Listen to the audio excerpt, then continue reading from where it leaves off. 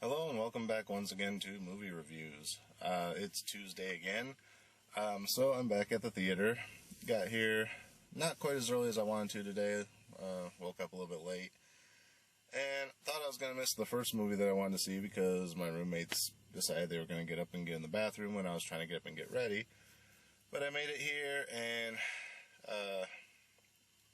it was like 10 after when I bought my ticket from when the movie was supposed to start, and the guy's like, well, it's still in the preview, so you should make it.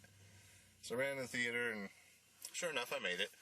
It was like the last preview before the movie started. So, first movie I saw today, of course, we're going to start making these multiple movie days unless there's nothing good out that I want to see, in which case that's a different story. But multiple movie day, today I finally broke down and watched Transformers 97, whatever they're on now, 4, Age of Extinction. You know, I saw the first one. I liked half of it. The Shia LaBeouf shit, as I said before, was what really took me out of that movie. I don't think I ever saw the second one, but I think I saw half of the third one. And again, it wasn't a horrible movie, it was just the side shit with Shia LaBeouf going on that drew me out of it. This one, no Shia LaBeouf. So already it's the best out of the series, right? Overall, yeah, it pretty much is the best one out of the series so far, at least out of the ones that I've seen. It really didn't need to be 3 hours. They padded this thing out so goddamn much. But it's this thing that Michael Bay's falling into with these Transformers movies where he's trying to tell 2 separate stories or 3 separate stories all at once, and then eventually he'll try and make them merge together instead of just letting the shit carry itself. You know, it's like they start out showing you the Mark Wahlberg character. Sorry, he's always going to be Marky Mark to me. But they start out showing his character and what's going on with his family. Okay. Then they go over to Antarctica where they dig up a dinosaur. Okay. Then they go back to Marky Mark's family, and his daughter wants to get laid. Sure, whatever. We're replacing Shia LaBeouf with a semi-attractive teenage girl. If she's a teenager, she looks like she's like 30.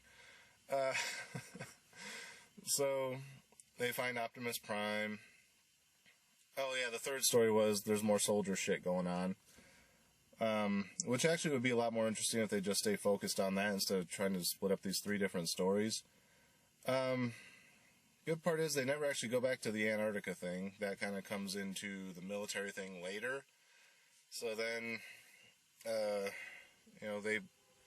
Marky Mark finds Optimus Prime, helps him get back together with the other Autobots.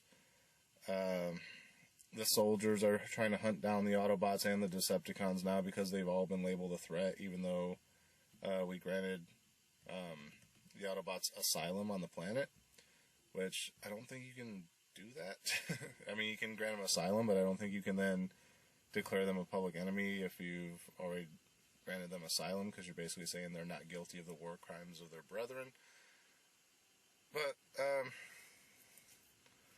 yeah, so then we kind of go back to one of the characters that are introduced in Antarctica.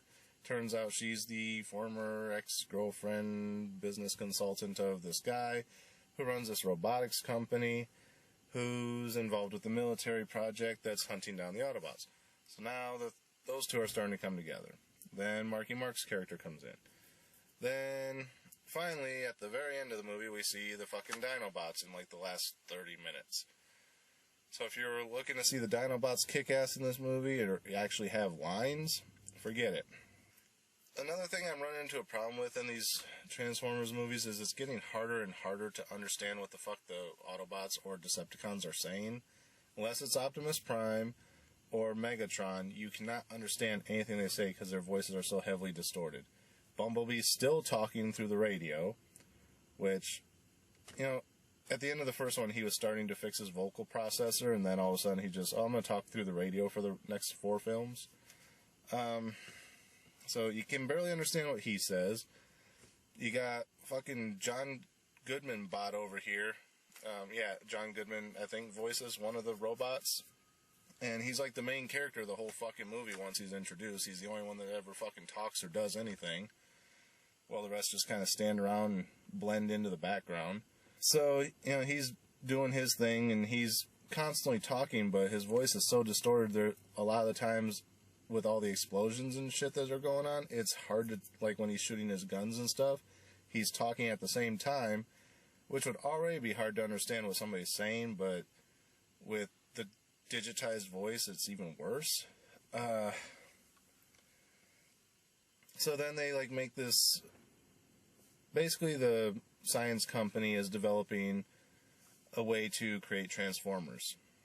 And they basically harvest Megatron and build Galvatron. Anyone who's seen the original movie knows who Galvatron is. I mean the original, the animated one from like the 80s or 90s. So they're building Galvatron. They also build Stinger, which was modeled after Bumblebee but improved.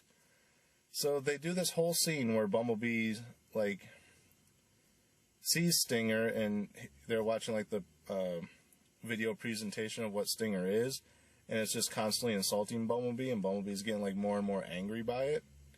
And then as the big war breaks out again, I forgot the fourth storyline, but I'll get into that in a minute. So as the war's finally breaking out in the city, and Galvatron summons up the army of new Decepticons, like, you figure, okay, eventually it's going to come down to Bumblebee versus Stinger. All of them are Stinger. They all look exactly like Stinger, other than Galvatron. So they're constantly being killed left and right.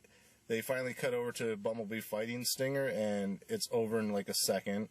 And then Bumblebee goes on and fights another Stinger. So it's like, why build up this hatred between Bumblebee and Stinger if you're not going to have have them battle it out? Instead, they're going to pad the movie out with more.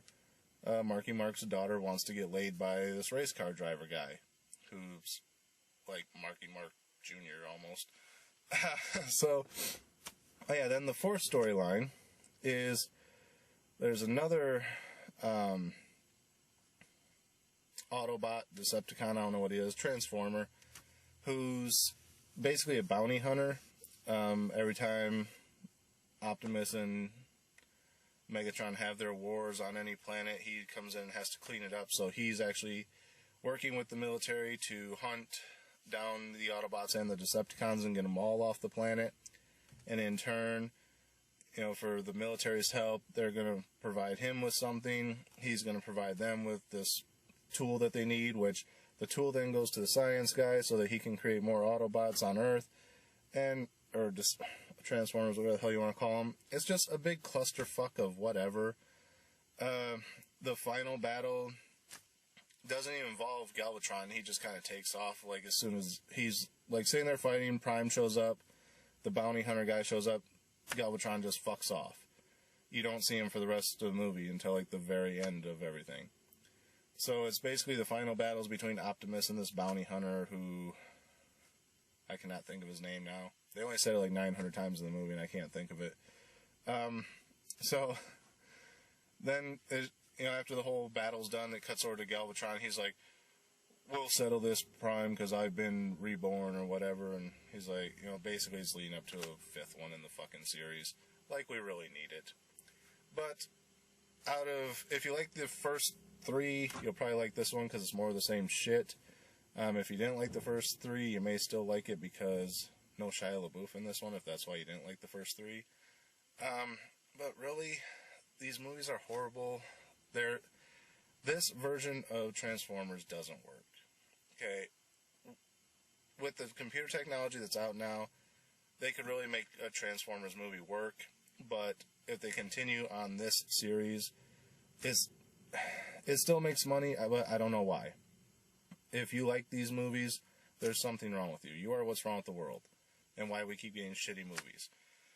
If any series out there in the world ever needed a reboot, and you know how much I dislike reboots and remakes and all that shit when the original is great, if anything needs a reboot, it's this series. Scrap it, like you did with Spider-Man, start over, do it from scratch.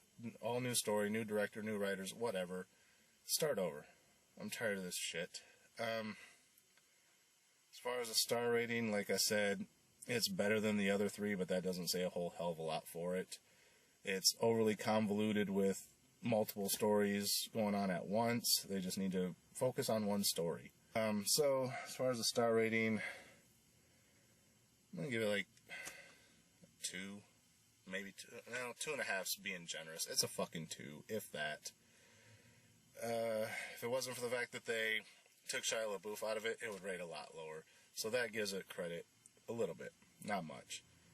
The Dinobots weren't even a great payoff. They didn't do shit. Mostly just Optimus used Grimlock, who was never really named, to ride back into the city so he could get there quicker and continue the battle. That was it. That was the only purpose the fucking Dinobots served. One of them carried Bumblebee around the winged two-headed dragon thing. It carried Bumblebee around through the city. Big fucking deal. That was really worth the fucking payoff, wasn't it? Anyway, that's my review of Transformers. I'm gonna go see, hopefully a good movie, Dawn of the Planet of the Apes now. So, hopefully that one's better, and I'll be back in a moment to review that. So until then, as always, thanks for watching, and we'll see you next time.